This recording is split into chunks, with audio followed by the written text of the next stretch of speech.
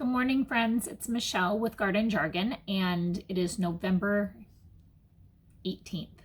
I always have to look at the clock to figure out the date. I think about it right before I shoot the video, and then I forget as soon as I hit record. So I just want to say good morning to you. I am in my kitchen today, and this is a video in the fall and winter that I usually film. I think I've shot this video 2 or 3 times now, and I'm gonna try to do it this time in one whole video, so there's not separate videos for different parts of this video. So this is the first part of seed saving. Seed saving is something that when I first started gardening, I remember watching videos on seed saving, people saying, oh, seed saving, you know, it's so easy. And I knew it was probably easy, but I was like, no, it's okay, I'll just buy them. And I thought that to myself, and then I realized the power of seeds, and I realized the power of how many seeds are in one fruit and how many plants you can grow with one seed, and the ability that the Lord gave us to not have to buy seeds if you grow your own. Now, there are people that want to grow heirloom varieties all the time, which I will grow heirloom varieties because I do buy plenty of seeds. I will grow heirloom seeds because that's what I'll sell. I sell heirloom plants to people in the spring, and it just kind of offsets the money that it costs me to get my gardens up and running. But there are people also that don't really care if the seed is an heirloom variety, and I hope I can explain this in elementary terms as to what's the difference in heirloom varieties and what is not an heirloom variety. So today I'm going to go ahead and pull seeds out of 4 different tomatoes. And then let me just tell you, an heirloom variety is a seed that is in its original form from when that tomato was developed or stabilized. When that seed was stable, it takes years and years and years, like 40-50 years for one seed to get into its true form of that one variety of tomato. Once you grow that plant and put that plant in the ground, it's an heirloom plant. But if that blossom on that tomato plant gets cross-pollinated with 2 different varieties of tomatoes, and then that flower creates a tomato with 2 different types of pollen from a bee or the wind or whatever, then it's not considered an heirloom anymore. So there's different ways to save heirloom seeds on an heirloom plant, and I'll go through that as well. But this is today me pulling seeds out of these tomatoes. I have 4 tomatoes that I saved that I'm gonna save the seeds from because I really like the way that these tomatoes grew this year.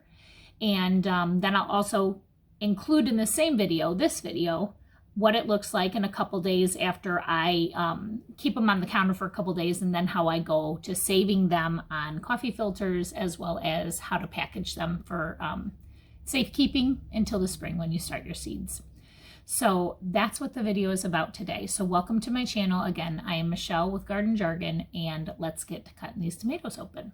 Hi, fruit fly. Can't wait till they're gone. Okay, so here we go. These are some of the varieties that I am saving this year. I am going to save the pineapple tomato, which is here.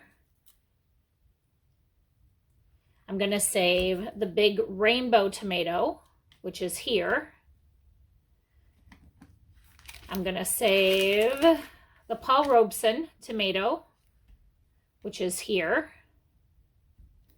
And lastly, the 4th one will be the Abe Lincoln, which is here. So these tomatoes were grown on a plant that was an heirloom variety this year because I only start heirloom seeds to sell. Now, these were leftovers from my sale. So these tomatoes were heirloom varieties on my plant when I grew them originally.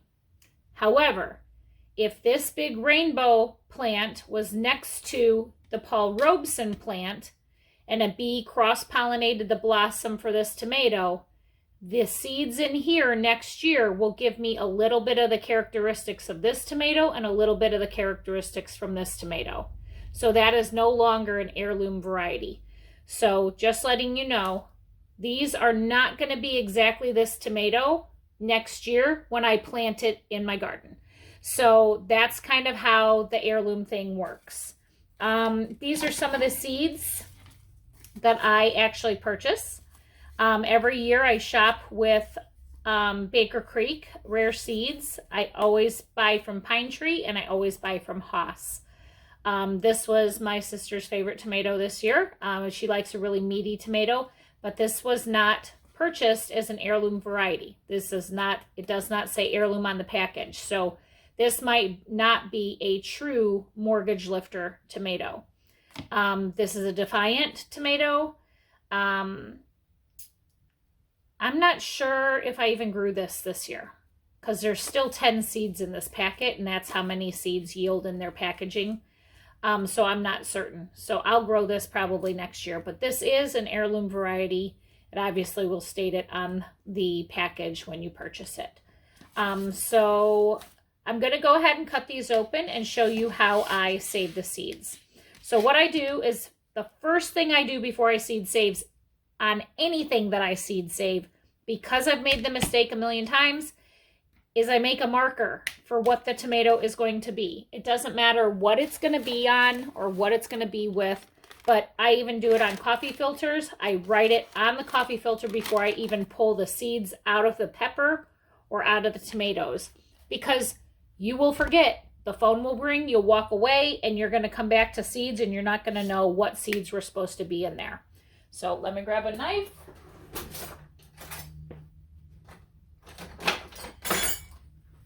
So how I start seeds or save seeds is by cutting them open, and I just put them in these little tumbler glasses, but I also use bottled water in there. I don't use tap water. I just put, you know, like a half cup, fourth a cup of water in there. I don't like to use tap water because it does have chemicals here where I live. You might be on well water. But this is the Big Rainbow. This is just an old blind. Guys, I use old blinds for plant markers in my garden. I actually use a label maker and put it on the blind, and I cut it at a diagonal and I stab it in the ground. I call them stabbers throughout my videos, so you might think that that's kind of odd, but this is just an old blind. And the only reason I'm using this plastic blind is because that's what's going to go in the Ziploc baggie when I store them, just to give me reassurance that this is for sure the Big Rainbow tomato. So I'm going to go ahead and cut it open. I'm not sure if you've ever seen the Big Rainbow tomato. That's pretty nice. It's not very seedy. It's very meaty, and that's what the characteristic of it is. It's delicious and sweet. Tomatoes are very streaky when sliced. And then what you're going to do is pretty much squeeze the tomato over the cup, and you'll see all the seeds pop out of here. And they have gel on them. The reason that there's gel coating over the seeds is to keep it from those seeds germinating in the fruit. There's sometimes you can pick a fruit and you'll see some of the seeds actually sprouting. They'll have little green sprouts. And that's okay. It's not bad. It's just the environment for that tomato was actually good enough for those seeds to germinate. So I'm just squeezing it out. And there's little pockets. So, oh, yep, that's normal. Where you squeeze your finger in there and tomato seeds squirt everywhere. So keep in mind, you don't want any of those tomato seeds that you're pulling out of this tomato to go in another package of where you're going to put more tomatoes. Scoop those out. I just think it's so fascinating that each one of these seeds will grow one whole plant. And my plants got up to 6 and 7 feet tall this year and provided a lot of fruit. So if you just think about that, it's kind of mind-blowing. So I will put those in the composter. And there's tomato seeds all over. There we go. Yes, that's one seed. I'm not sure if you'll be able to see that. I'm not sure how the camera works when it's filming that way. But those are the seeds, and they have a little gel coating on them. Let me put those in there. So now that the seeds are in here, I just stir it up a little bit, and they're gonna ferment here in this water. Oh, when I stir it around, I can see quite a few seeds in there. And that's the big rainbow. So I'm gonna go ahead and set that to the side. Grab a paper towel here. Wipe up my mess a little bit. That's a juicy tomato right there. Next, we'll go ahead and pull the seeds out of this Paul Robeson. Here again, my tomato or my water. Paul Robeson. And then this is the Paul Robeson tomato.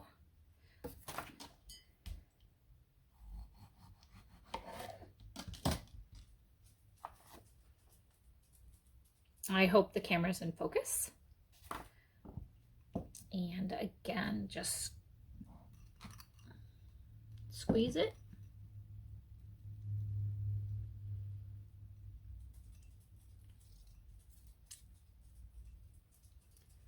Full of seeds. Still a meaty tomato, but a lot more seeds than the big rainbow.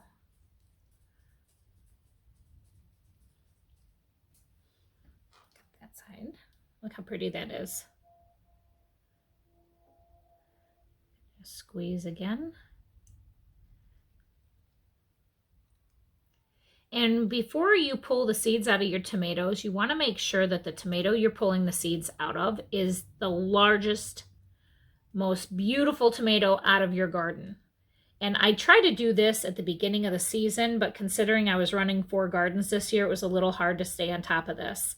So I usually will take the first tomato out of the garden and do the seed saving for it, because usually later in the year I'm busy harvesting and getting these vegetables into the hands of the people that we feed, and I sometimes forget. So that is the Paul Robeson. Put that to the side.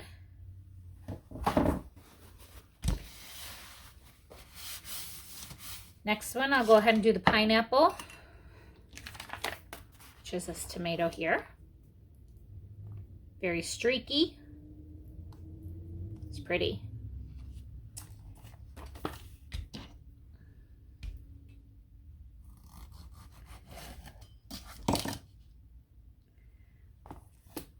Looks just like the picture. Pretty amazing. The seed pockets look a little bit bigger on this tomato.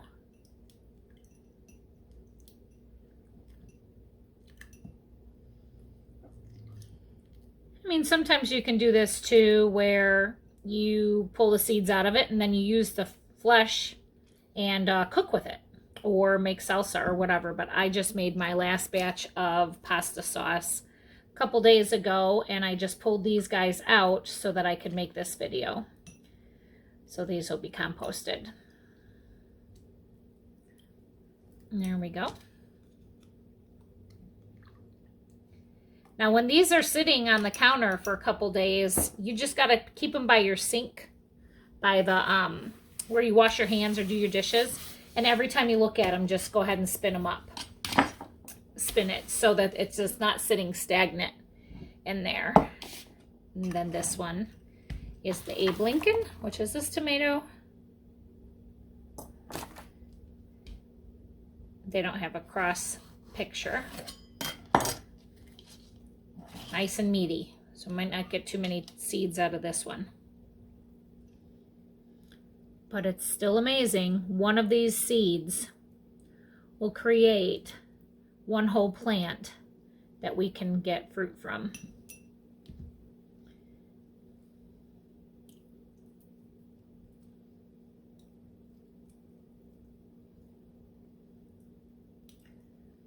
And germination, it's pretty pretty normal. What I do usually when I start seeds in the spring is I'll start one variety like Abe Lincoln in one huge container. So I use these rectangle seed trays, and it's all full of soil, and I sprinkle the seeds over the whole tray, and that's the Abe Lincoln. So when they get about 3-4 inches long, that's when I pull them out of there and replant them in a new container. So there you go. I pulled all those seeds out, and they're all in their cups. You can see them in there. And I'm going to leave them in these cups for about 3-4 days. Just let them ferment a little bit. And then stay tuned because I'll show you what's in the next video after that. Let me show you this before I forget. These little baggies you can find on Amazon. It's one of those like little pouches that people put little gifts in, and then it has a little drawstring, just like that. These are how I save my seeds to make them be heirloom varieties when I pull the tomato off the plant. Now these seeds that I just saved, I did not do this for. So actually I did this for, I just didn't get back to the tomato or to my harvesters this year that pulled these off the plant and didn't mark them with the variety. So I had tomatoes connected to these bags, but I didn't know the variety of the tomato. So next year I will do a better job at seed saving true heirloom varieties. Now the seeds I just saved are not going to be heirloom next year, but it's still going to grow food. It's still going to grow a tomato, so it doesn't matter. It's still going to feed people. So what I do is when that blossom branch comes out from the main stem on a tomato, I stick that blossom branch inside this seed bag. I call them seed pouches. So here's the branch. I put this over the branch, and then I pull the drawstring, just like that. And then the blossoms will be inside this bag. So when I walk by, I just kind of flick it, and I blow on it, and the wind will blow it, and they will self-pollinate each other. And as soon as I see that there is a tomato in there that has set, I cut the end of the bag off, and then I leave this entire pouch on the branch, which means that that branch that has the like 6 little tomato flowers on it, when they develop tomatoes on there, those are the ones that I know I saved, and a honeybee didn't get on one plant and come over and cross-pollinate this plant. But you have to do it before the flowers open. So that's the trick, is being able to find your blossoms before they actually open, because they look very similar as to before they open as to when they have already been pollinated. So just so you know, I use these, and it saves the seeds into its true heirloom variety if you catch those blossoms in time before they open. So that's just another trick. All right, guys, so this is the sieve that I use for a majority of my tomato seeds. As you can see, the holes on this thing are fairly tiny. Not a lot can get through these. I don't know what specifically this sieve is used for, but I found this one at Goodwill, thank God. And I bought it used, and I've used it for 3 seasons now. So what I'm going to do is I'm going to pour our tomato seeds in here, and I'm going to run water on them and slush them around in here like this, where I'm going to push the seed down into the grid of this sieve, because the seeds won't go through here, but as I'm rubbing, I'm actually going to be pulling that gel membrane off of all of the seeds when I do this. So this is how I do it. Remember, I had the names of the tomatoes in my cups. I'm going to go ahead and pour my seeds in here, making sure I get all the seeds out of the cup. Excuse me. And so this one, the fermentation actually did help a lot, because there's not a lot of gel on these seeds. I can feel that.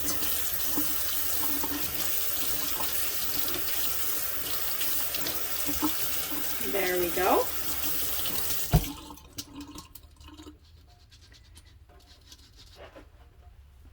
And now you can see that the seeds are in there. Little tiny seeds. And now what I will do is put them on a coffee filter.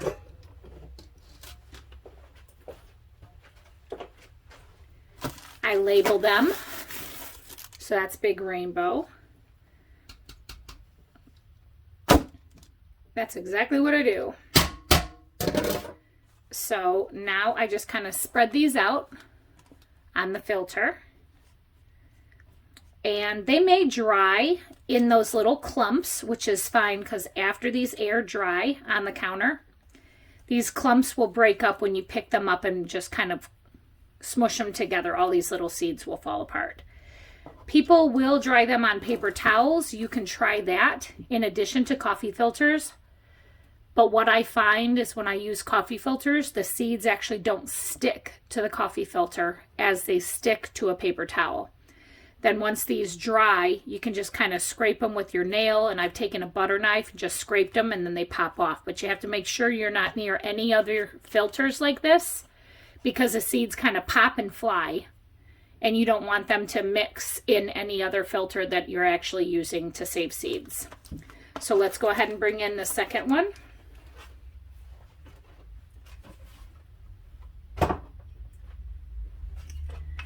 The next one is our pineapple.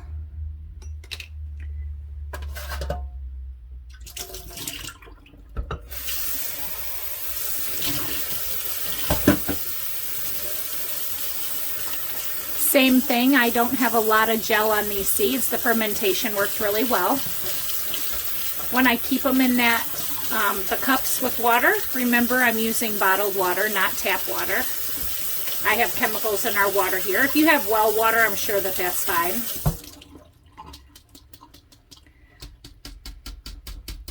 So this is Big Rainbow.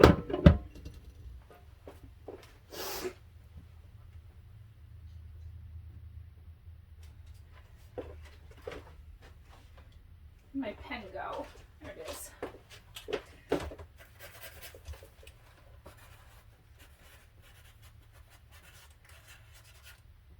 Oops.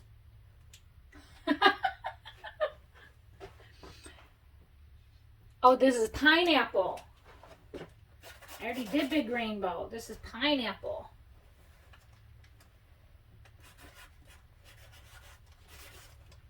Goodness, I've messed that all up. As you can see, I've used this filter several times. I had Sugar Rush Peach on here. I had Big Rainbow written on here just now. I had Abe Lincoln written on here. White zucchinis. Oh my gosh, now we got pineapple right here. So go ahead. Slam that on there. All the seeds came out of the sieve. And now I just kind of mush them around a little bit to give them a little bit more space so that they can dry out evenly.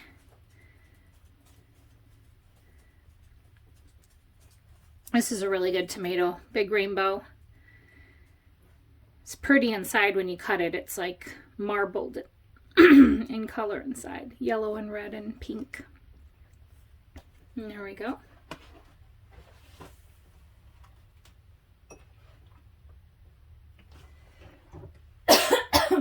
I have such a tickle in my throat. Paul Robeson is next. Making sure that I have no seeds in my sieve. Paul Robeson.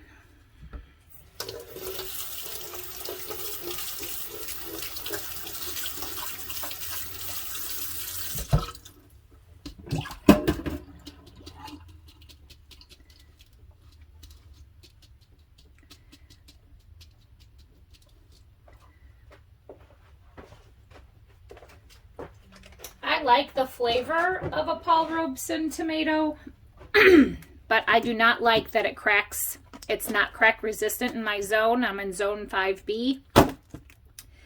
So that gets a little frustrating with the Paul Robesons because they'll crack and then bugs tend to flock towards the openings on the tomato. And I got some nice seeds here. There we go. And there's my Paul Robesons.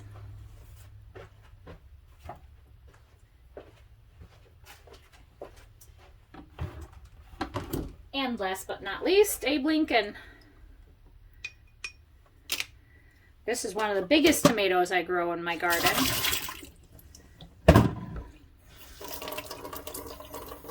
Got some pretty big ones off this plant this year. Next year my goal is to make sure I try to pull the numbers of pounds that I'm pulling off my plants to see which really do better in my area and in my zone. Abe Lincoln. There we go. Not too many out of that guy because it was a smaller tomato. But that's quite a few seeds. I mean, if I were to guess how many seeds are in here, I'd say probably 40 seeds in here. When you buy seeds from any heirloom company, you're going to get between 10 and 20 seeds a packet. And you're paying $2.50 to $3 a packet, sometimes $4. So why not save your own seeds so you don't have to pay for them? But that's my Abe Lincolns.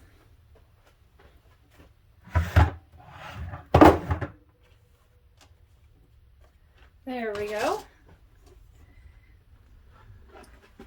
So now you see my countertop is taking up more residence.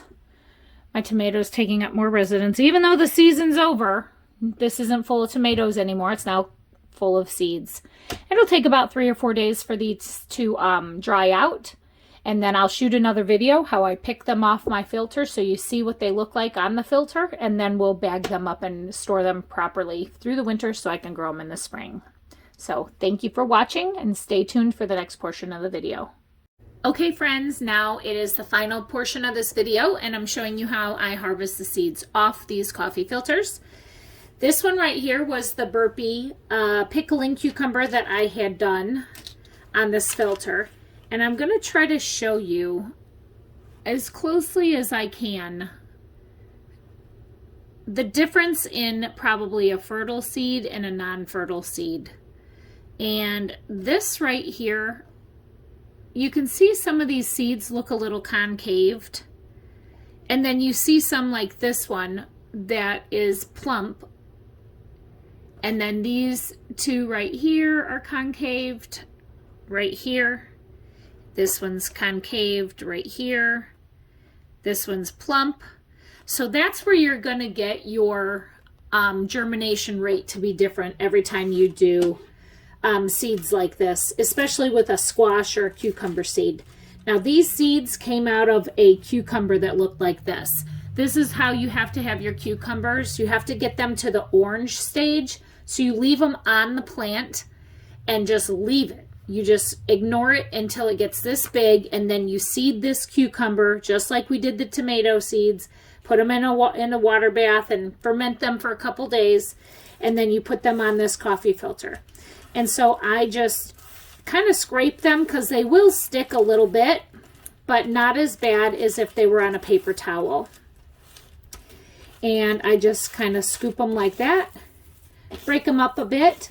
Now when I plant these, I'm going to make sure that I plant like 5 of these seeds in 1 cup when I start these in the spring. I'm not just going to plant 1 or 2 seeds. I'll plant a bunch because I'll always be able to thin them out.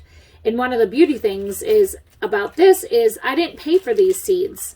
So it's okay if I plant 10 in 1 solo cup and 10 come up and I can, you know, snip off the ones that I don't want to use. But I can just actually put this thing right in this baggie. These baggies I get at Hobby Lobby. You just go in a Hobby Lobby and ask them for these little plastic baggies. And then I store these in a dark, dry container in my basement. Now for the tomato seeds, if you remember, this is the Abe Lincoln tomato seeds. And as you see, there's probably only about 40 or 50 seeds on this thing. So what I'm going to do is exactly the same thing as I did, oops, sorry, with the cucumber. They're super dry. They've been on this coffee filter for 2 days, and I'm just running my hand over it. And you can see they kind of jump all over the place because that paper pops around a little bit. And I make sure that none of the other seeds are anywhere near me, because if they were, one of these little tomato seeds would jump over on another and I would mix and match them, and I don't want to do that. So with that, I'm going to go ahead. Oh, do I have the stick? I do. So I have an Abe Lincoln stick. I hope it's long enough or short enough. Oh, I gotta cut it. And I'll do a video in the spring when I start these tomatoes, because I do them in a cluster style planting method, which is I plant all of these seeds in one container and then I separate them out when they get a little bit bigger. But those are my Abe Lincoln tomato seeds right there. And I'll also write it on here just to be safe. There we go. That's how you save your seeds. Now let's get the big rainbow. These are my big rainbow seeds. Not too many. But again, look, they're not coming off the paper. They just need to be rubbed off again. So yes, I use these, which are old blinds, plastic blinds. When people toss them in the trash or whatever, I'll just go grab them out of their garbage, and then I just cut them up and I put them in a shoebox and I keep them. When I make them for outside, I actually, I'll show you, what is this big rainbow? I cut them at an angle so it stabs in the ground easier, and I put that right in the ground when I'm planting outside. But I've noticed if you write with Sharpie on here, I have to put a piece of tape over it because the water will wash it off and the sun will bake the color off. Just a little tip for you. There we go. That's big rainbow. And some of these you can kind of see they're kind of stuck together. That's totally fine. When you go to plant them, you just got to separate them a little bit, and it's just by using your fingers and kind of breaking them up a bit. But I'm okay if they want to hug while they're in this bag. And big rainbow goes in there. And I will also write it on the bag.